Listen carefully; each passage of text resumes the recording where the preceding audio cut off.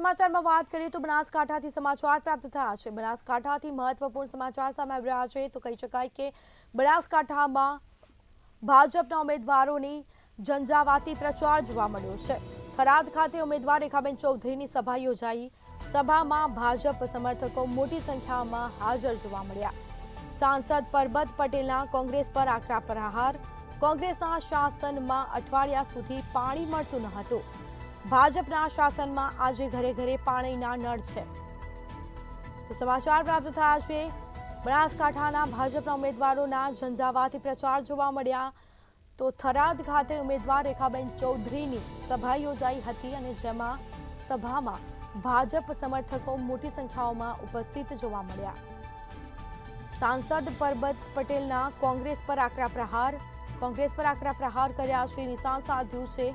કોંગ્રેસના શાસનમાં અઠવાડિયા સુધી પાણી મળતું ન હતું। ભાજપના શાસનમાં આજે ઘરે ઘરે પાણીના નળ છે। તો આકરા પ્રહારો કર્યા છે।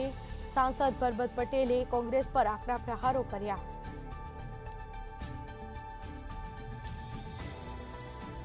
તો થરાદ ખાતે ઉમેદવાર રેખાબેન ચૌધરીની સભા યોજાઈ હતી, જેમાં મોટી સંખ્યામાં ભાજપ સમર્થકો ઉમટી પડ્યા હતા। સાંસદ પરબત પટેલના કોંગ્રેસ પર આકરા પ્રહાર જોવા મળ્યા છે। કોંગ્રેસના શાસનમાં અઠવાડિયા સુધી પાણી મળતું ન હતું। ભાજપના શાસનમાં આજે ઘરે ઘરે પાણીના નળ છે। તો સાંસદ પરબત પટેલ કોંગ્રેસ પર આકરા પ્રહારો કર્યા છે।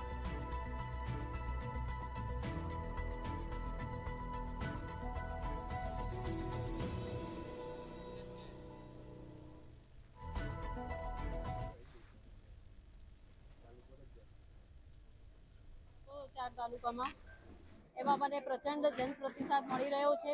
બહુ મોટી સંખ્યામાં લોકો ઉમટી પડ્યા હતા અને એમના ખૂબ આશીર્વાદ મળ્યા છે। વડીલો હોય, સંતો હોય, ભાઈઓ બહેનો માતાઓના ખૂબ આશીર્વાદ મારી જોડે છે અને એના ઉપરથી મને પૂરો વિશ્વાસ છે કે અમે બનાસકાંઠા વતી ભવ્ય વિજય મેળવી 5 લાખથી વધુની લીડ મેળવી અને મોદી સાહેબના ચરણોમાં એક કમળ જરૂરથી દબાવીશું।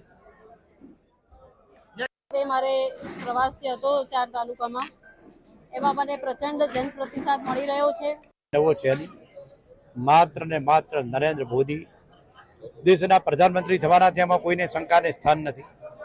કોંગ્રેસ કઈ દેખાતી નથી। તમને બધાને ખબર છે કે રોજે રોજ મારા જીતેલા ધારાસભ્યો ભાજપમાં કોંગ્રેસ છોડીને મિત્રો આવે, પણ જે રીતે દેશમાં વિકાસની વાત, વિકાસના મુદ્દાઓ 370ની કલમ હોય, CCA હોય, નર્મદાના નીર હોય, સુજલામ સુફલામ હોય, તળાવ રિચાર્જ કરવાની વાત હોય, ખેડૂત સન્માન નિધિ કે દર વર્ષે 6000 રૂપિયા ખેડૂતોના ખાતામાં જમા થતા હોય, આયુષ્માન ભારત, ઘેર ઘેર ગેસ, આવી તો નરેન્દ્ર મોદીના શાસનમાં જ થયું છે। ઘેર ઘેર નળ સે જળ, આ બધા કામો જ્યારે થયા છે ત્યારે નરેન્દ્ર મોદીને લક્ષ્ય રાખીને રાષ્ટ્રના હિતમાં, રાષ્ટ્રની એકતા અને અખંડિતતાને નજરમાં રાખીને આ બીજો ચૂંટણી પ્રચાર થઈ રહ્યો છે અને નરેન્દ્ર મોદીના ઉમેદવાર તરીકે બનાસકાંઠામાં રેખાબેન ચૌધરી ભારતીય જનતા પાર્ટીના ઉમેદવાર તરીકે જંગી બહુમતીથી જીતશે। એ જ મિત્રો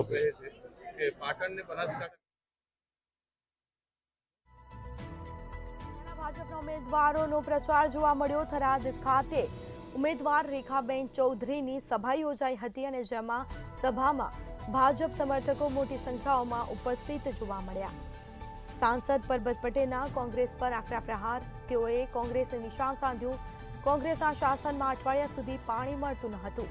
ભાજપના શાસનમાં આજે ઘરે ઘરે પાણીના નળ છે। કોંગ્રેસ પર નિશાન સાધ્યું છે।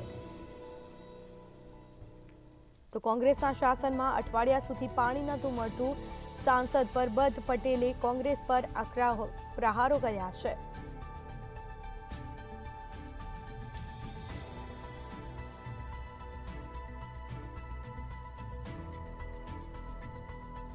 બનાસકાંઠાના ભાજપના ઉમેદવારોના ઝંઝાવાતી પ્રચાર જોવા મળ્યા। થરાદ ખાતે ઉમેદવાર રેખાબેન ચૌધરીની સભા યોજાઈ હતી અને જેમાં મોટી સંખ્યામાં ભાજપ સમર્થકો પણ ઉપસ્થિત જોવા મળ્યા હતા। સાંસદ પરબત પટેલના કોંગ્રેસ પર આકરા પ્રહાર જોવા મળ્યા।